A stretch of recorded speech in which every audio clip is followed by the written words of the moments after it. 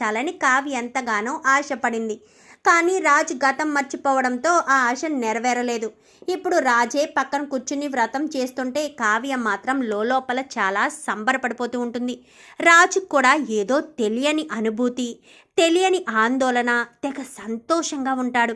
ఇంకా బయట యామని రాజు గురించి వెతుక్కుంటూనే ఉంటుంది.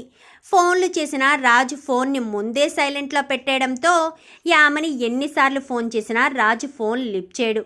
ఇంకా యామని బయట వెతుక్కోవడం, రాజ్ కావ్య ఇద్దరూ లోపల గదిలో ఉండి పూజ చేయడం అంతా జరుగుతుంది. ఇంకిక్కడ కావ్య కనిపించట్లేదేంటి? కావ్య ఎటు వెళ్ళిపోయింది? తన మొగుడు పక్కన లేకపోయినా ఫోటోను తీసుకొచ్చి మరీ పూజలో కూర్చున్న కావ్య రాలేదేంటి అనుకుంటూనే ఇంకా రుద్రాని మొత్తం వెతికేస్తుంది. ఏంటి రుద్రాణి గారు ఏం వెతుకుతున్నారు? కావ్యక్క బావను కానీ కలవడానికి వెళ్ళిందేమో, బావెక్కడికి వచ్చాడు అని సైగ చేసి చెప్పింది. ఇప్పుడు రుద్రాణి గారు చూస్తే మళ్ళీ రచ్చ రచ్చ చేస్తారు. ఏం చేయాలి?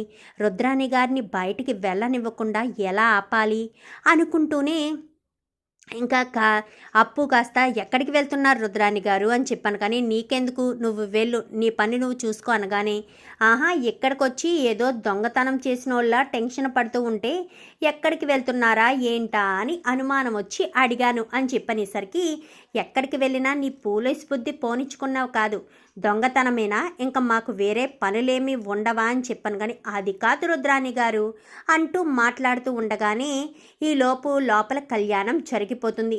కళ్యాణం జరిగిపోయింది, రండి లోపలికి, స్వామివారికి మీద అక్షింతలు వేద్దామని చెప్పి లోపలికి తీసుకువెళ్ళిపోతుంది. అమ్మయ్య, కావ్యక్క బావ ఎక్కడో చోట మాట్లాడుకుంటారు, ఇప్పుడు ఎలాంటి గొడవ లేదు అనుకుంటూ లోపలికి వెళ్ళిపోయిన తర్వాత కావ్య ఏది అనగానే, అదే నా వదిన, కావ్య కనిపించట్లేదని గుడంతా వెతుకుతున్నాను, కావ్య ఎక్కడికి వెళ్ళిపోయిందో. అయినా గుళ్ళో కావ్యకు తెలిసిన వాళ్ళు ఎవరుంటారు? మనతో వచ్చినప్పుడు మనతోనే కదా మాట్లాడాలి అంటూ రుద్రాని నేను ఎప్పుడే చూసొస్తాను వదిన అని బయటికి వెళ్తుంది. వెళ్ళేసరికి అప్పుడే గదిలోంచి, అంటే వ్రతం అయిపోయింది కదా, కళ్యాణం జరిగిపోయింది కదా, ఈలోపు తలుపులు కొట్టడంతో ఎవరో అటుగా వెళ్ళేవారు చూసి పంతులు గారు తలుపు తీస్తారు. ఇదేంటండి ఇక్కడున్నారు అనగానే, లోపల కళ్యాణం చేశామండి, మేము పొరపాటున లోపలికి వచ్చేస్తే మీరు లాక్ వేసేసారు అని చెప్పాను. కానీ సరే బాబు క్షమించండి అని లాక్ తీసేసరికి ఇంకా కావ్య వెళ్ళబోతూ ఉండగా రాజ్ కావ్య చేతిని పట్టుకుని హత్తుకుంటాడు. హత్తుకోవడం కావ్యను మాత్రమే చూస్తుంది దూరం నుంచి రుద్రాని. ఇదేంటిది, కావ్య ఎంత బరి తెగించేసింది? రాజు లేడని తెలిస్తే మాత్రం మరొకరిని హత్తుకోవడం ఏంటి?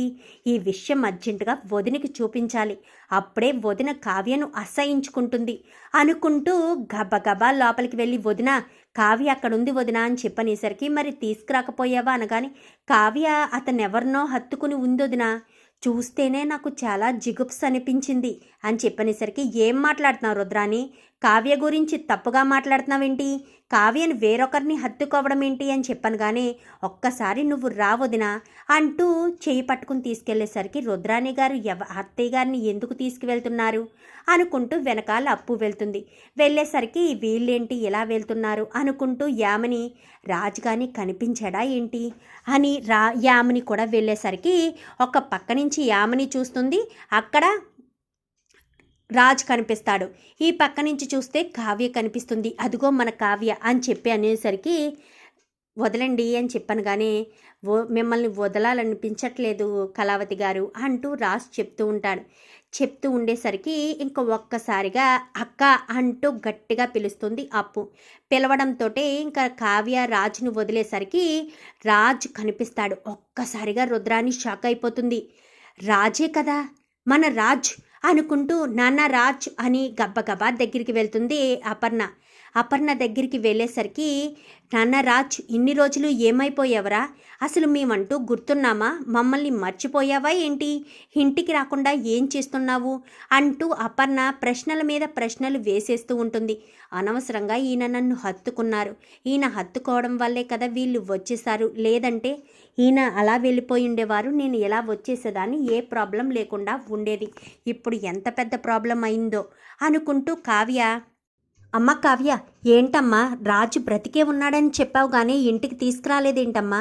అసలు అసలు అని చెప్పాను కానీ అత్తయ్య నేను చెప్పేది వినండి అని చెప్పనేసరికి, అత్తయ్య ఏంటి ఆవిడ మీ అత్తయ్య అని చెప్పాను కానీ ఏంటమ్మా రాజు అలా ఎవరో తెలియనట్టు మాట్లాడుతున్నాడేంటి అని చెప్పనేసరికి, అది నేను చెప్తాను అత్తయ్య అని చెప్పాను కానీ మీరు వెళ్ళండి అని చెప్పాను కానీ ఏంటమ్మా రాజును పంపించేస్తున్నావేంటి కావ్య, ఏం జరిగింది అని చెప్పనేసరికి, ఇలా రండి అత్తయ్య మీకు చెప్తాను అని చెప్తున్నాను కదా, ఒక్కసారి ఇలా రండి అంటూ అపర్ణను కాస్త పక్కకు తీసుకువెళ్తుంది. ఏంటి కావ్య, రాజును మన ఇంటికి తీసుకురావకుండా మీరు వెళ్ళండి అంటూ అలా పంపించేసావేంటి కావ్య? అసలు నువ్వేమనుకుంటున్నావు? రాజు బ్రతికే ఉన్నాడని చెప్పిన దానివి రాజుని ఇంటికి తీసుకురావాలి కదా, 30 రోజులు గడివెందుకు అడిగావు అని చెప్పనేసరికి, దానికి ఒక కారణం ఉంది అత్తయ్య అని చెప్పాను కానీ అసలు ఏంటి కావ్య, నువ్వు ఏం చేస్తున్నావో నీకేమైనా అర్థమవుతుందా? అసలు రాజు బ్రతికే ఉన్నాడని చెప్పావు, ఇప్పటికొచ్చి రాజుని ఇంటికి తీసుకురాలేదు, ఏంటి అంటే దానికి ఒక కారణం ఉంది అంటున్నావు. ఏంటి కావ్య, ఏంటిదంతా? చెప్తానత్తయ్య, మీ అబ్బాయి మిమ్మల్ని గుర్తుపట్టలేదు అంటే ఆయన గతాన్ని మర్చిపోయారు. ఆయన యామిని అనే మాయలో ఉన్నారు. అంటే యామిని ఆయనకి కళ్ళు తెరిచినప్పటి నుంచి తన బావ, తన మరదలు అంటూ కొత్త కథని అల్లింది అత్తయ్య. అందుకని ఆయన అదే భ్రమలో ఉన్నారు. ఆయనకి గతం గుర్తు రావాలని నేను ఆయనకొక ఫ్రెండ్లా పరిచయం అయ్యాను. మీరు కోరుకున్నట్టుగానే మేమిద్దరమే వ్రతం చేశాము. ఆ వ్రతం జరిగిన తర్వాతే ఆయన నన్ను హత్తుకున్నారు. మా ఇద్దరికి సంబంధించిన జ్ఞాపకాలు ఆయనకి ఖచ్చితంగా గుర్తొస్తాయి. అలా గుర్తొచ్చిన తర్వాత ఆయన ఖచ్చితంగా ఇంటికి వస్తారు అత్తయ్య. అప్పటి వరకు ఓపిక పట్టండి. మీ అబ్బాయిని కళ్ళతో చూశారు కదా, రుద్రాణి గారికి ఎలాంటి అనుమానం రాకుండా మీరు చెప్పండి. లేదంటే ఆయన దగ్గరికి కానీ రుద్రాణి గారు వెళ్ళి ఏదైనా చేసినా, లేక యామినితో చేతులు కలిపి ఏదైనా కుట్ర చేసినా నా భర్త మీ అబ్బాయి శాశ్వతంగా మనకి దూరం అయ్యే అవకాశం ఉంది. ఎట్టి పరిస్థితుల్లో రుద్రాణి గారికి ఎలాంటి అనుమానం రాకుండా మీరే చూసుకోవాలత్తయ్య. సరే కావ్య, ఇప్పటి వరకు నువ్వు చెప్తున్నావు కాబట్టి నీ మీద నమ్మకంతోనే ఉంటాను. ఇక మీదట రాజు ఎప్పుడెప్పుడు వస్తాడా అని ఎదురు చూస్తూ ఉంటాను. రాజును తొందరగా ఇంటికి తీసుకొచ్చేసే కావ్య అని చెప్పాను కానీ నేను తీసుకొస్తాను అత్తయ్య. నేను మీకు మాట ఇచ్చాను కదా, ఖచ్చితంగా ఈ అబ్బాయిని నెల రోజుల్లో మీ ఇంటికి తీసుకొస్తాను. నాకు కొంచెం సమయం ఇవ్వండి. రుద్రాణి గారికి మాత్రం ఎట్టి పరిస్థితుల్లో ఏమీ తెలియకూడదు అని చెప్పి కావ్య చెప్పేసరికి, సరేనని. ఏంటి వదిన రాజుని అలా పంపించేసిందని చెప్పాను కానీ అవన్నీ నీకెందుకు? మా అత్త కోడల మధ్య సమస్య, నువ్వెందుకు చూసుకుంటున్నావు? నువ్వెళ్ళు, నీ పని నువ్వు చూసుకో అని చెప్పి అక్కడ ఏదో గసిరి పంపించేస్తుంది. ఇంకా రాజు, అదేంటి నన్ను రాజ్ అంటూ పిలిచారు, ఆవిడ నాకేమవుతారు? ఆవిడ్ని కూడా నేను ఎక్కడో చూసినట్టే అనిపిస్తుంది. కళావతిని చూస్తుంటే ఎలా అనిపిస్తుందో ఆవిడ్ని చూసినప్పుడు కూడా అలాగే అనిపిస్తుంది. అంటే నా గతంతో ఆవిడికి కూడా సంబంధం ఉందా? ఆవిడ కూడా నాకేమైనా అవుతారా? అయినా కళావతి గారు ఆవిడ కలిసే ఉన్నారంటే కళావతి గారికి నాకు మధ్య ఏదో సంబంధం ఉండే ఉంటుంది. అందుకే ఆవిడికి కూడా నేను తెలుసుండొచ్చు. మరి కళావతి గారు నన్ను వెళ్ళిపోమని ఎందుకు పంపించేశారు? అసలు కళావతి గారు నాకు ఏమవుతారు అని రాజు ఆలోచించుకుంటూ వచ్చేస్తాడు. ఏంటి బావా, ఎక్కడికి వెళ్ళావు అనగాని ఏమీ లేదు అని చెప్పి రాజు ఏ విషయాన్ని చెప్పడు. నేను చూశాను రాజ్, నువ్వు నీ భార్యను హత్తుకోవడం నేను చూశాను, నీ కుటుంబ సభ్యులు నిన్ను చూడడం చూశాను. కానీ కావ్య నిన్నెందుకు పంపించేసిందో నాకు అర్థం కాలేదు. కానీ నువ్వు మాత్రం నా చెయ్యి దాటి వెళ్ళిపోతున్నావని మాత్రం నాకు క్లియర్గా అర్థమవుతుంది. వీలైనంత తొందరగా నీకు నాకు పెళ్ళి జరిగిపోవాలి. ఈ సిచ్యువేషన్లో నువ్వు పెళ్ళి చేసుకునే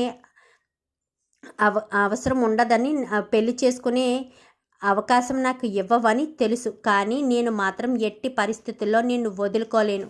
ఏం చేసైనా సరే, నా ప్రాణాల మీదకి తెచ్చుకునైనా సరే నిన్ను ఎట్టి పరిస్థితుల్లో వదులుకోలేను రాజ్ అంటూ యామిని కాస్త అనుకుని ఇంకా అక్కడి నుంచి వెళ్ళిపోతుంది. ఇంటికి రావడంతో జరిగిన విషయం అంతా ఇంట్లో వాళ్ళకి చెప్పేసరికి ఒక్కసారిగా షాక్ అయిపోతారు.